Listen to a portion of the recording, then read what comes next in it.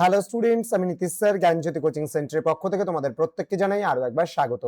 তো স্টুডেন্টস, আজকে আমি তোমাদের সঙ্গে আলোচনা করব বিকেইউ অর্থাৎ বাঁকুড়া ইউনিভার্সিটির অধীনস্থ যে সমস্ত ছাত্রছাত্রীরা যারা সেকেন্ড সেমিস্টারে পড়ছো এবং ভিএসসি তে তোমাদের অনেকেরই রয়েছে বেসিক্স অফ ইন্ডিয়ান কনস্টিটিউশন, সেখান থেকে আজকে 100% কমন তোমাদের সাজেশনস গুলো নিয়ে আলোচনা করব। যারা 2026-এ দাঁড়িয়ে পরীক্ষা দিচ্ছ তারা কোন কোন প্রশ্নগুলো এই পেপার থেকে 10 নম্বরের জন্য পড়বে সেই নিয়েই কিন্তু আজকের এই ক্লাসটি।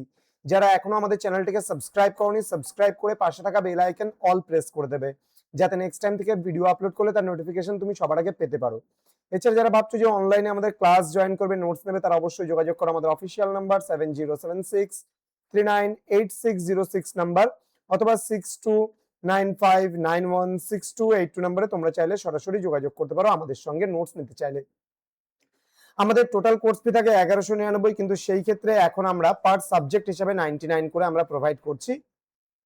কিন্তু পরবর্তী সেমিস্টার থেকে যারা পড়বে তাদের অল সাবজেক্টে আসবে 50% ডিসকাউন্ট করে 599 অল সাবজেক্ট। কিন্তু এই সেমিস্টারে শুধুমাত্র 99 টাকা করে অফার চলছে। তোমরা যারা যারা নেবে খুব তাড়াতাড়ি আমাদের সঙ্গে যুক্ত হয়ে নিয়ে নাও। প্রথম প্রশ্ন, ভারতের সংবিধানের প্রস্তাবনার তাৎপর্য এবং অন্তর্নিহিত দর্শনটি আলোচনা করো। নেক্সট, মৌলিক অধিকার এবং নির্দেশমূলক নীতির মধ্যে সম্পর্ক আলোচনা করো। এই দুইয়ের মধ্যে বিরোধ দেখা দিলে কোনটি প্রাধান্য পায়? নেক্সট, ভারতের যুক্তরাষ্ট্রীয় ব্যবস্থার মূল বৈশিষ্ট্যগুলি আলোচনা করো। ভারতকে কি একটি অর্ধ যুক্তরাষ্ট্রীয় রাষ্ট্র বলা যায়? তোমার উত্তরের সপক্ষে যুক্তি দাও। নেক্সট, ভারতের কেন্দ্রীয় আইনসভার পার্লামেন্ট গঠন ক্ষমতা ও কার্যাবলী আলোচনা করো। নেক্সট, ভারতের রাষ্ট্রপতির ক্ষমতা ও পদমর্যাদা সমালোচনা সহ আলোচনা করো।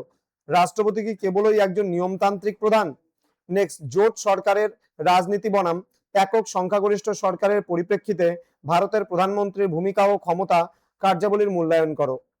নেক্সট রয়েছে, ভারতের স্থানীয় স্বায়ত্তশাসন ব্যবস্থাকে শক্তিশালী করার ক্ষেত্রে ৭৩তম ও ৭৪তম সংবিধান সংশোধনী আইনের গুরুত্ব আলোচনা করো। নেক্সট, বাঁকুড়া জেলা পরিষদের সাংগঠনিক কাঠামো এবং কার্যাবলী বর্ণনা করো। গ্রামীণ উন্নয়নে এর ভূমিকা উল্লেখ করো। নেক্সট, ভারতীয় সংবিধানের স্বীকৃত মৌলিক অধিকারগুলির শ্রেণীবিভাগ করো। সংবিধানের ৩২ নং ধারা কিভাবে এই অধিকারগুলিকে রক্ষা করে? এই কয়েকটা প্রশ্ন পড়লেই তোমাদের কিন্তু হয়ে যাচ্ছে। পরবর্তী পার্টে আমি নিয়ে আসবো 5 নম্বরের গুরুত্বপূর্ণ প্রশ্নগুলো। যারা এখনো চ্যানেলটিকে সাবস্ক্রাইব করনি, সাবস্ক্রাইব করে তোমার ফ্রেন্ডদের সঙ্গে ভিডিওটি অবশ্যই শেয়ার করে দাও, যেন প্রত্যেকের কাছে আজকের এই ক্লাসটি পৌঁছে যেতে পারে। দেখা হবে খুব তাড়াতাড়ি আরো একটা নতুন ক্লাস নিয়ে তোমাদের সঙ্গে। তোমরা প্রত্যেকেই ভালো থেকো, সুস্থ থেকো। Thank you so much, thanks for watching. After all, thank you.